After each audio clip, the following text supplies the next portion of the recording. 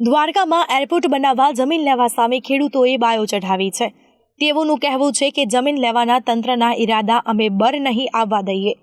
ગુજરાતના જાણીતા યાત્રાધામ દ્વારકાના સ્થાનિક ખેડૂતોમાં વસઈ ગામની આસપાસની જમીનમાં એરપોર્ટ બનાવવાનું છે અને તેને લઈને જમીન સંપાદન મુદ્દે તંત્ર સાથે હજી તો ચર્ચા શરૂ થવાની છે, પરંતુ તેના પહેલા જ વિરોધનો વંટોળ ફૂંકાયો છે। બધા ખેડૂતો જાણે છે કે એક વખત એરપોર્ટ બને એટલે તેનાથી પૂરું થઈ જવાનું નથી।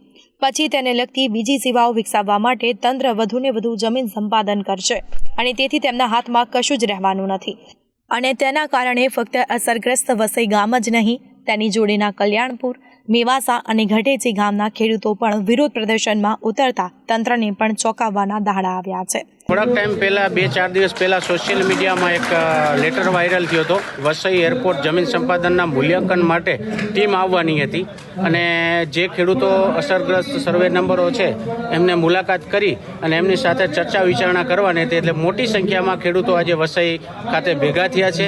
એમાં 42 ગામના જે આજુબાજુના ગામના સરપંચો પણ ભેગા થયા છે, સ્થાનિક રાજકીય આગેવાનો પણ ભેગા થયા છે અને આ લોકોનું બધેનું કહેવું એક જ છે, મારું ગામ પોશીત્રા છે, હું પણ સપોર્ટ કરવા માટે સાથ સહકાર માટે આવ્યો છું કે અમારું કહેવું એ છે કે જે વસઈ ગામ છે એ ઓખા મંડળનું ખેતી માટેનું હબ છે, જ્યાંથી ફળદ્રુપ જમીન છે, વધુમાં વધુ ઉત્પાદન કરતી જમીનો છે, પાણીદાર જમીનો છે, શાકભાજી પૂરું પાડે છે।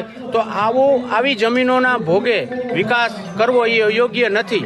તો એના માટે અમારે આજે જે આયોજન કર્યું હતું એ આયોજનમાં અમે પણ એમને સાથ સહકાર આપીએ છીએ કે આગામી લડતમાં અમે એમની સાથે છીએ। ઓખા મંડળના સરપંચો, આગેવાનો અને જે કમિટી બનશે એમની સાથે અમે લડવાના છીએ સરકાર સામે। તો સરકારને અમારી રજૂઆત છે કે ખેડૂતોની વાત સાંભળી અને આ જે જમીન સંપાદન છે એ સ્થળાંતર કરવામાં આવે, એવી જગ્યાએ કરવામાં આવે જ્યાં ખેડૂતોને નુકસાની ન થતી હોય, ફળદ્રુપ જમીનો ના હોય, બિનઉપજાઉ જમીનો હોય, ત્યાં આ એરપોર્ટની બનાવવું જોઈએ અને વિકાસ કરવો જોઈએ। વિકાસનો કોઈ વિરોધ કરતું નથી, પણ આવા ખેડૂતોનો ભોગ લઈ અને વિકાસ કરવો એ અયોગ્ય છે, યોગ્ય અમને લાગતું નથી। એના માટે અમે અહીંયા ભેગા થયા। હજી તો જમીન સંપાદન માટેની વાતચીત શરૂ થયા પહેલા જ આટલો વિરોધનો વંટોળ હોય તો આગળ અહીં એરપોર્ટ કઈ રીતે બનાવવું તે તંત્ર માટે પણ મોટો સવાલ ઊભો થયો છે। તંત્રના અધિકારીઓ આગામી દિવસોમાં આ માટે જમીનના સર્વે માટે આવવાના છે અને તેના પછી કામગીરી શરૂ કરવાના છે અને તેની સામે પણ ખેડૂતોની લડત પણ શરૂ થઈ જવાની છે। હજારો ખેડૂતો તંત્રના આ પગલાં સામે મેદાને ઉતર્યા છે। આશ્ચર્યની વાત તો એ છે કે તંત્રની આ લડતને શાસક પક્ષ હોય કે વિરોધ પક્ષ બંનેનું સમર્થન છે। આ સિવાય પ્રતિષ્ઠિતો, સામાજિક આગેવાનો અને વિવિધ NGO પણ તેમની લડતને સમર્થન આપી રહ્યા છે। આ ઉપરાંત કેટલાક મજૂર સંગઠન, 40થી વધુ ગામના સરપંચો, વિવિધ ટ્રસ્ટ મંડળો અને વેપારી સંસ્થાઓ પણ ખેડૂતોની લડતને સમર્થન આપી રહી છે અને આના કારણે એરપોર્ટ સામેનો વિરોધ જાણે ફક્ત ખેડૂત આંદોલન પૂરતું સીમિત ન રહેતા એક મોટા લોકજુવાળમાં પણ પરિવર્તિત થઈ શકે છે।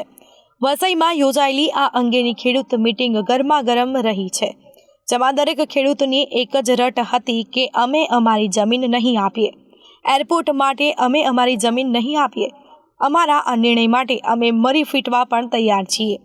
ખેડૂતોએ જણાવ્યું હતું કે આ માટે અમે સૌપ્રથમ તો તંત્રને આવેદન આપવાના છીએ અને તેના પછી પણ જો સરકાર સંમત ન થાય તો પછી રેલી કાઢીશું। આમ છતાં પણ જો તંત્ર અમારી વાત નહીં માને અને એરપોર્ટની કામગીરી ચાલુ રાખશે તો અમે ગાંધી ચિંધ્યા માર્ગે અહિંસક આંદોલન કરીશું અને જરૂર પડે તો પછીના પગલાંના સ્વરૂપમાં ચક્કાજામ પણ કરીશું। તેઓએ ઉમેર્યું હતું કે જો અમારી માંગો પર સરકાર ધ્યાન નહીં આપે તો આગામી દિવસોમાં અમારા આંદોલનનો વ્યાપ વધશે અને અમારા ગામોની સાથે સાથે આખું દ્વારકા પણ આ બંધ પાડશે તેવો હુંકાર તેમણે કર્યો। આ બતાવે છે કે દ્વારકામાં એરપોર્ટને લઈને ખેડૂતોમાં કેટલો રોષ છે। ખેડૂતોનું કહેવું છે કે એરપોર્ટ પ્રોજેક્ટ માટે તંત્રની નજર 4 ગામની ફળદ્રુપ અને ઉપજાઉ જમીન ઉપર જ કેમ છે? આ જમીન ઉપર સરકાર એરપોર્ટ બનાવે તો તેણે ખેડૂતોને જંગી વળતર ચૂકવવું પડે, જે તંત્ર ચૂકવવાનું નથી અને તે બજાર ભાવ નહીં પણ જંત્રી મુજબ જ વળતર ચૂકવશે। તેના પગલે લગભગ 1,500થી વધુ ખેડૂતો અને તેમના 7,000થી વધારે કુટુંબીઓ જાણે રસ્તા ઉપર આવી જાય તેવી પરિસ્થિતિનું નિર્માણ થશે અને આ 4 ગામ પાછા દરિયાની નજીક આવ્યા હોવાથી તંત્રના બાંધકામના કારણે બીજા 10 ગામોમાં પાણીના ભરાવાની સ્થિતિ આવે, કારણ કે પછી આ પાણી સીધું દરિયામાં ન જાય। તંત્ર દ્વારકાધામનો વિકાસ કરવા માંગે અને ત્યાં એરપોર્ટ બનાવવાની માંગ તે સારી વાત છે. અમારો વાંધો પણ એરપોર્ટ સામે નથી, પણ તેના માટે ખેડૂતોની ઉપજાઉ જમીન જ કેમ લેવી છે? અહીં ઓખામાં જ કેટલીક બિન ઉપજાઉ જમીન પડેલી છે. તંત્ર કેમ તે જમીન લેતું નથી તે વાત અમને સમજાતી નથી. તંત્રનો ડોળો ખેડૂતની જમીન ઉપર જ શા માટે છે? આ જમીન ઉપર ખેતી કરતા ખેડૂતો મોટાભાગે અભણ છે. તેઓ ખેતી અને પશુપાલન સિવાય કોઈ વ્યવસાય કરવાને સમર્થ નથી. આ સંજોગોમાં તેઓ પાસેથી જમીન છીનવી લેવાય તો તેઓ સાવ નિરાધાર થઈ જાય તેમ છે અને તેમને ભૂખે મરવાના દાડા આવી શકે છે અને તેમની આજીવિકા કાયમ માટે છીનવાઈ શકે છે. તંત્રને આની કોઈ ચિંતા નથી. તેના કારણે જ અમારે આંદોલનનો માર્ગ પકડવો પડે છે. જો તંત્ર અમારી ચિંતા કરતું હોત તો અમારે આંદોલન કરવાનું જ આવ્યું ન હોત. હવે તંત્ર અમને વિકાસના વિરોધી તરીકે ચિતરે કે ગમે તેમ ચિતરે, પરંતુ અમે અમારી જમીન નહીં આપીએ તે હકીકત છે. આમ ખેડૂતો મક્કમ છે. તંત્ર હવે આમાંથી કયા પ્રકારનો રસ્તો કાઢે છે અથવા તો ખેડૂતોનો આક્રોશ જોઈને જમીન બદલે છે તે તો ભવિષ્ય જ કહેશે. આગામી દિવસમાં દ્વારકામાં ત્યાં તંત્ર અને લોકો વચ્ચે રીતસરનો જંગ જામશે તેમ મનાય છે.